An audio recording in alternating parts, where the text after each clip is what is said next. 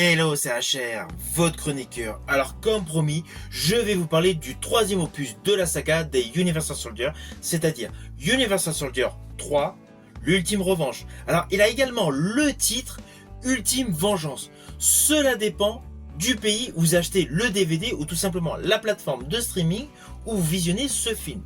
Au Canada, c'est l'Ultime Vengeance. En France, c'est l'Ultime Revanche. Alors, avant d'aller plus loin, n'oubliez pas, si vous n'êtes pas abonné, pensez à le faire, pensez à la petite cloche pour les notifs, et surtout, pensez tout bêtement à me mettre en commentaire ce que vous pensez de ce film.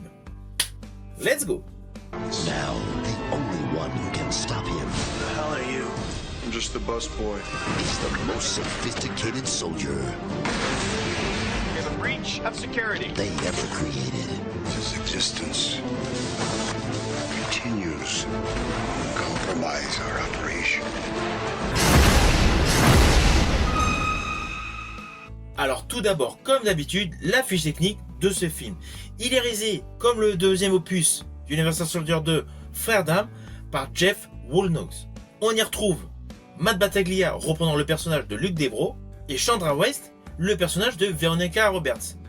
Autour de ce duo d'acteurs, nous retrouvons Burt Reynolds, le fameux politicien machiavélique de la fin du précédent opus, qui dans ce rôle est totalement impeccable, et dans ce film, il a beaucoup plus d'importance. On dirait que des félicitations sont de rigueur, docteur. Vous allez être bientôt papa. Et nous retrouvons également Jeff Wincott qui interprète donc le frère de Luke Devro. Qui êtes-vous? Je suis une amie de votre frère. Et côté style, naturellement, ce film est toujours dans la catégorie action et science-fiction. Avec une histoire en totale continuité de Universal Soldier 2, Frères d'Armes.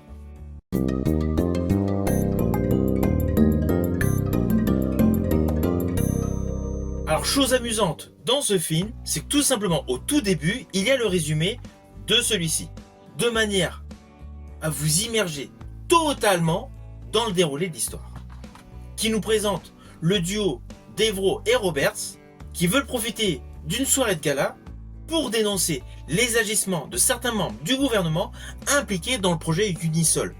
Manque de chance, au même instant, une prise d'otage commence.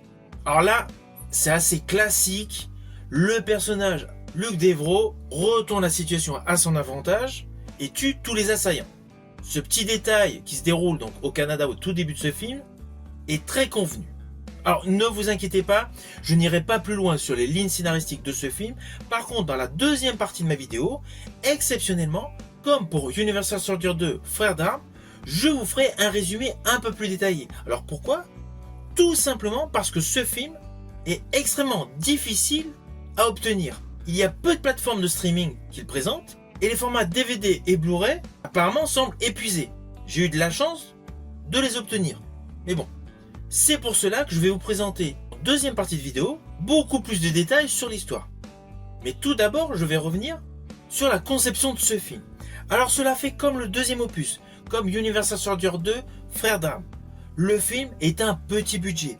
Les effets spéciaux sont toujours cheap.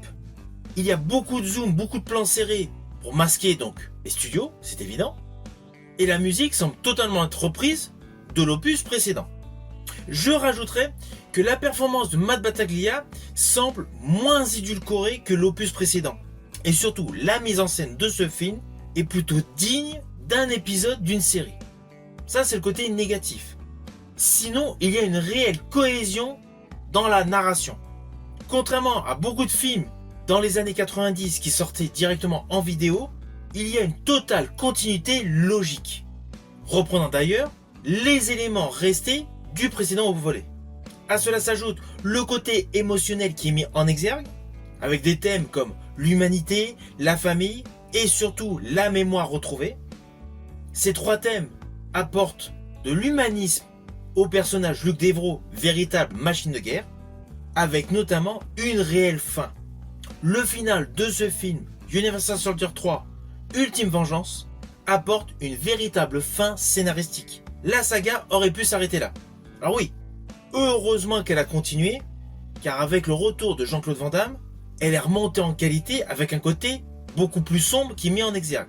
Mais bon, au moment où ce film a été tourné, Universal Soldier 3, c'était conçu comme une véritable fin à cette trilogie de films Universal Soldier, avec surtout une véritable clôture émotionnelle pour le personnage Luke Devro.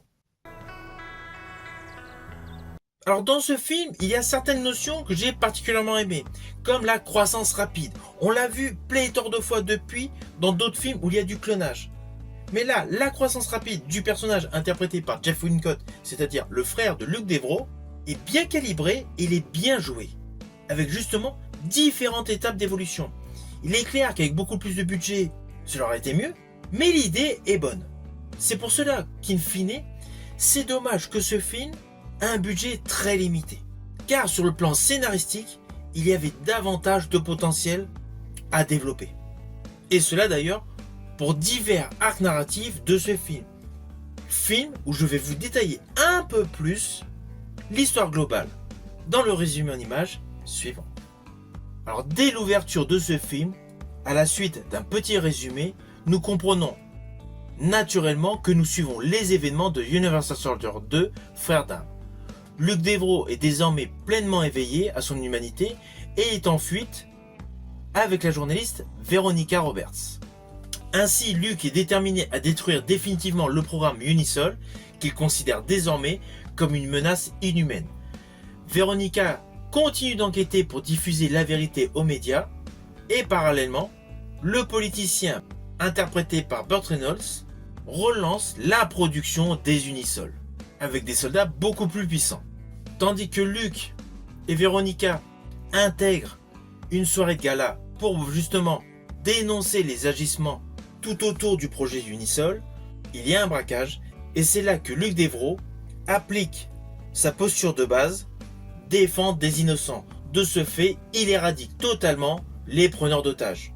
Implicitement, il est obligé de prendre la fuite. Lui et Veronica sont de nouveau poursuivis par des Unisols totalement terrifiants, avec également, sans le savoir, le clone de son frère qui se développe peu à peu dans l'ombre. Les scènes de combat et les moments d'émotion s'alternent dans une véritable alchimie jusqu'à une confrontation finale où l'ensemble des Unisols semble être éradiqué, ainsi que le clone du frère de Luke Devro. Après ce côté ténébreux, une lumière semble pointer à l'horizon car Veronica Roberts et Luke Devro ont tendu un piège au politicien interprété par Burt Reynolds en filmant en direct tout simplement ses aveux. Et celui-ci, pour éviter la prison, décide de se jeter du haut d'un immeuble. Naturellement, avec le suicide du politicien, le projet semble totalement être abandonné et le personnage de Luke Devro et la journaliste Veronica Roberts peuvent enfin vivre en dehors de la clandestinité. Mais naturellement, en dernière séquence de ce film, nous réalisons qu'il y a d'autres Unisols de par le territoire américain. Alors au final, naturellement, je vous invite à découvrir le film Universal Soldier 3, l'ultime vengeance. Comme je vous avais précisé la semaine dernière dans ma vidéo, qu'il faut au moins voir une fois Universal Soldier 2, Frères d'armes. Mais on va pas se mentir, ce sont deux films à petit budget. L'histoire est bonne, les thèmes abordés sont bons. Le côté humanité, le côté machine de guerre, intérêt politique, et surtout les thèmes de la rédemption et de la séparation. Mais malheureusement, le contenu est certes bon, mais le contenant est légèrement chaotique. Petit budget, peu d'effets spéciaux de qualité, et surtout, un jeu d'acteur qui s'est dégradé pour l'acteur Matt Battaglia. Sa performance était potable dans l'opus 2, dans ce troisième opus, il est censé retrouver de l'humanité, en fait, il reste froid comme un glaçon. Selon moi, c'est un bémol. C'est pour cela que ces deux films ne font pas du tout partie de mon trio favori dans cette saga Universal Soldier. Naturellement, je vous dirai quels sont mes 3 films préférés une fois que je vous aurai présenté la totalité des films. Mais sachez voilà que ces deux films où Jean-Claude Van Damme ne joue pas sont à voir uniquement pour le côté scénaristique, le côté émotionnel et continuité d'histoire. Surtout si vous êtes fan de la saga dans sa globalité Universal Soldier. Si vous avez aimé ma vidéo, n'oubliez pas, petit pouce vers le haut, pensez au partage. Quant à moi, je vous dis à bientôt pour une prochaine vidéo.